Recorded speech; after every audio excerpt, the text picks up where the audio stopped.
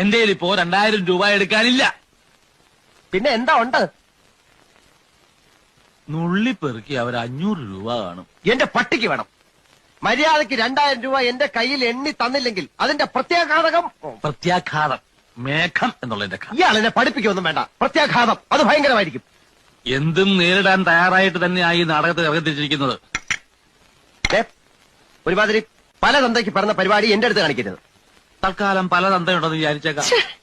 ഇയാള് ഞാൻ പോവാന്ന്. അതെ, കുറച്ച് പതുക്കെ പറഞ്ഞാലും കേൾക്കാം. പിന്നെന്താ ഞെട്ടാത്തത്? സാധാരണ ഇത്ര നിസ്സാര കാര്യങ്ങൾക്ക് ഞാൻ ഞെട്ടാറില്ല.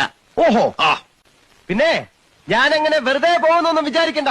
ഈ വിവരം മുഴുവൻ ആ മൂപ്പിലാനെ കണ്ട് ധരിപ്പിച്ചിട്ടാ ഞാൻ പോവും. ഒരു ചാൻസ് കൂടെ തരാം.